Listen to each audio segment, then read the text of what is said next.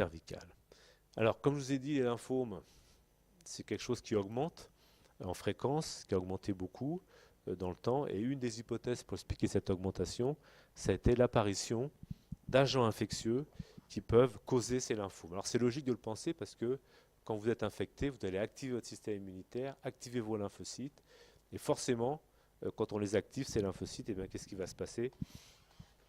Comme vous savez que pour faire des anticorps, il faut qu'on mette en route un système de mutation, hein, parce qu'on va casser l'ADN pour faire des réarrangements entre les fragments VDJ des gènes des immunoglobulines, hein, pour faire la diversité, et qu'après, vous savez, vous avez des molécules comme AID qui vont faire des mutations somatiques pour augmenter les anticorps contre les bactéries et les virus.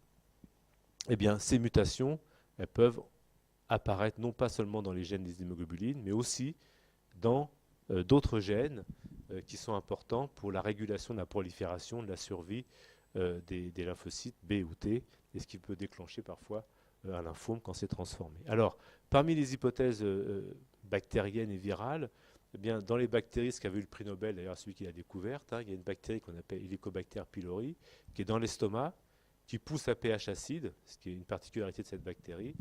Et quand on est infecté par cette bactérie, elle reste là, et elle va stimuler le système immunitaire de façon chronique, qui va entraîner une gastrite, parfois des ulcères de l'estomac. Et à terme, on va sortir chez ces patients des lymphomes de l'estomac. Lymphomes qui vont se manifester par une tumeur de l'estomac. Donc là, quand vous allez, d'abord vous aurez mal à l'estomac, et puis quand vous allez manger, ça ne passera pas bien. Il y aura une sorte de blocage de l'alimentation dans l'estomac, et ce ne sera pas de très bon augure. Et dans ces cas, qu'est-ce qu'on fait? On fait une fibroscopie gastrique, on voit la tumeur, on la biopsie, et on regarde s'il n'y a pas des bactéries. Donc c'est regarde un lymphome, et si on retrouve l'Helicobacter pylori, c'est important. Pourquoi? Parce que quand on traite le patient, avant, qu'est-ce qu'on faisait comme traitement? On enlevait l'estomac de ces malades, on faisait de la radiothérapie. Alors évidemment, après, quand on n'a plus d'estomac ou qu'on a des rayons sur l'estomac qui vont vous griller votre estomac, entre guillemets, après on a des troubles digestifs, on a du mal à manger, il faut manger un tout petit peu toute la journée si on veut pouvoir être nourri normalement. Et maintenant, ce qu'on sait, c'est que ces lymphomes, il ne faut plus les traiter par radiothérapie, il ne faut plus les traiter par gastrectomie, mais quand on leur donne 15 jours d'antibiotiques pour faire éradiquer la bactérie, eh bien le lymphome, en fait, il est addicté, il est dépendant de ces bactéries pour pousser. Vous l'enlevez, eh bien le lymphome disparaît. Donc c'est quand même mieux de traiter quelqu'un 7 jours par des antibiotiques ou 15 jours, le guérir de son lymphome sans qu'on ait besoin de lui enlever l'estomac ou de faire de la radiothérapie ou voire de la chimiothérapie. Donc ça, c'était un exemple hyper important qui a montré que certains lymphomes sont dépendants d'un agent pathogène et que si on fait disparaître l'agent pathogène, eh bien, on peut éviter de la chirurgie agressive, éviter la radiothérapie et guérir les gens simplement avec 7 jours d'antibiotiques. Donc ça, c'est l'exemple de Helicobacter pylori, hein, qui est une bactérie qui est assez fréquente dans beaucoup de pays du monde. Alors il se trouve que dans les pays entre guillemets riches ou occidentaux, dès qu'on a un petit peu de fièvre, qu'est-ce qu'on fait? On prend des antibiotiques, à tort d'ailleurs, mais enfin on en prend. Et donc finalement, en prenant des antibiotiques de façon répétée au long de la vie, on éradique plus ou moins cette bactérie. Hein, et donc c'est pour ça qu'il n'y a pas beaucoup de lymphomes. Mais dans des pays qui sont plutôt en voie de développement où on prend moins d'antibiotiques, eh bien vous avez plus de patients qui ont cette bactérie et donc plus de lymphomes de l'estomac.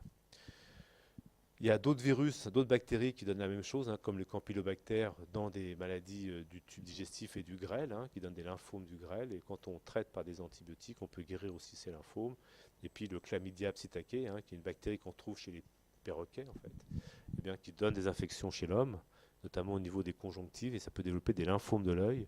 Et que quand on les traite avec des antibiotiques, on peut faire régresser aussi le lymphome, le traiter par des rayons ou par de la chirurgie. Et en dehors des bactéries, qu'est-ce qui était intéressant? Il y a eu d'autres agents pathogènes, comme les virus, et ça c'est important, qui sont responsables de l'apparition de lymphomes, et en particulier le lymphome EBV, Epstein-Barr virus, hein, c'est le fameux lymphome, le fameux virus de la mononucléose infectieuse, et je vous rappelle que parmi vous, il y en a 90% qui sont infectés par ce virus. D'accord? Et c'est un virus qu'on attrape au niveau de, on va dire, à l'adolescence, hein, ce qu'on appelle dans la littérature anglo-saxonne, hein, par le French deep kissing, vous voyez, par le baiser profond des adolescents. Je ne fais pas de dessin. Voilà. Et donc on est pratiquement tous infectés par ce virus, hein, qui heureusement, quand il s'infecte, on va en parler après, il va rester en phase latente et pas transformer les cellules, et on ne fera pas de lymphome. Mais il est responsable de lymphome.